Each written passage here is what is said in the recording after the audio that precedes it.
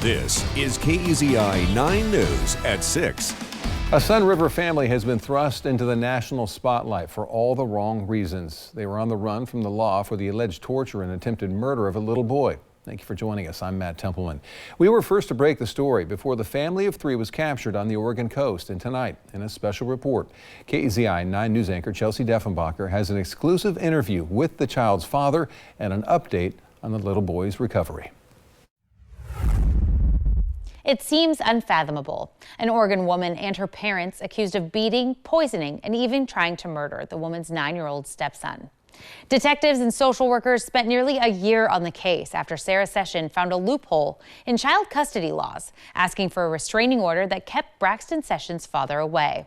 Now Braxton's father, Chris Session, is sharing his story for the first time. I was failed by the system. Sarah Session appeared in court Tuesday asking a judge to reduce her bail from $1 million to just $50,000 in hopes of joining her parents on the outside as the family waits for a plea hearing next week. Sarah Session is charged with attempted murder, first and second degree assault, and 16 other crimes. Her mother, Paula Hardenberg, is charged with participating in the abuse, while her father, Gary Hardenberg, is charged with neglect, allegedly witnessing the abuse but doing nothing to stop it.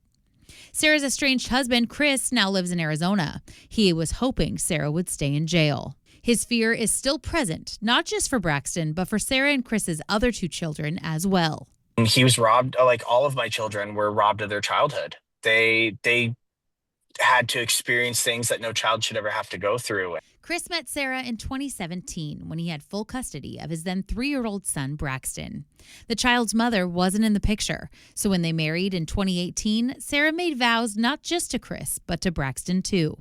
She actually said vows to Braxton, who was the one that was subjected to all the abuse, stating that she would never hurt him, would always care for him, always love him, all of these things, in front of God and 120 attendees at our wedding.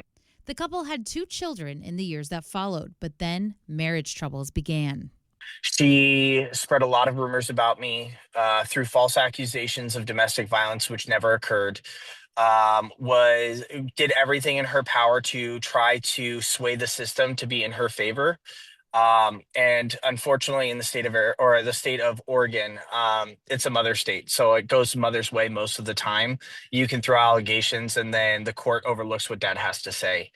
And although Braxton didn't belong to Sarah, she never formally adopted him. Chris was still prevented from seeing his son.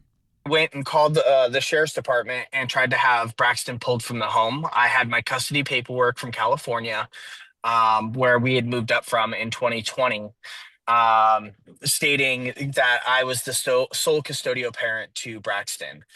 When I gave that to the sheriff's deputy, he told me that they are not in the business of pulling children from stable homes. I reached out to the Deschutes County Sheriff, but haven't heard back. The Hardenbergs also did not respond to requests for comment. So Sarah, a teacher, kept Braxton while his father, Chris, was barred from contacting her or coming near the home. What he didn't know was in the following months, Sarah pulled Braxton out of school. Court documents indicate she told school officials he was recently diagnosed with autism and was at risk of harming himself or others. She told doctors he was nonverbal and had him prescribed 2 sedatives. Chris was not informed. It's sickening, what was said about my child, that was never true in the first place. He's so outgoing. He's so passionate about life, about he loves the violin and he plays violin, and he's just such an incredible kid. And I truly don't understand where all of this came from and why it happened, why he had to have it happen. Court documents reveal what happened next. Braxton was allegedly beaten repeatedly with a curtain rod, starved, dehydrated, and forced to eat his own vomit. A younger sibling told authorities his brother was forced to carry around a bucket wherever he went and had been throwing up for at least 6 weeks before his hospitalization. The family told investigators Braxton was vomiting to, quote, punish the family. But it all came to a head in early 2024 when Braxton was taken to the hospital unresponsive. Notified by Child Protective Services, not even by Sarah, not even by the hospital, but Child Protective Services reached out to me letting me know that my son was in critical condition and had to be resuscitated at the hospital and life flighted to OHSU. Braxton spent 2.5 months in the hospital, 2 weeks of that in the ICU. He had to relearn how to walk and talk.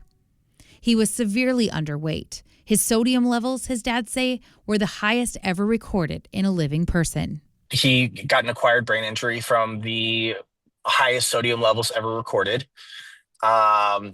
He's lucky to be alive. He went through a lot in that hospital fighting for his life. But a year later, Braxton has made a miraculous recovery and is thriving. This kid is resilient. He is brave. He is so strong. He's made pretty much a full recovery. He still has stuff that he's going through. He still has stuff that we're working on. He's on the honor roll. He's ready to make the dean's list here. And he's the smartest kid in his class. He makes so many friends. He's just the sweetest kid, even though he's been through so much. You would never guess meeting him that he's been through what he's been through. He's just the sweetest kid on the planet. And I'm still in awe of how you could do that to such a sweet child. He's always been such a sweet child. The family is thriving too. The kids are so happy. They're so healthy. They're just smiles all the time. They feel loved. They feel supported. They feel heard. And now the family is waiting to see what comes next for Sarah and the Hardenbergs. The one thing I would have to say to her is why? Why would you do this? And I'm praying for you. Chris tells me he's had custody of his 3 children for nearly a year now and moved to Arizona. But up until a couple of weeks ago, he was still paying child support to Sarah, who was still collecting monthly payments up until her arraignment on 19 criminal charges.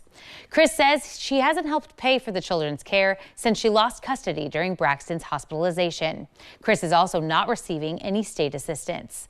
A GoFundMe page has been set up to help Chris with Braxton's recovery and legal expenses. You can find a link to that on our website. Reporting in Eugene, I'm Chelsea Deffenbacher. Remarkable recovery. The judge on Tuesday denied Sarah's request for a lower bail, meaning she'll remain in custody, and she is expected to enter a plea on Monday.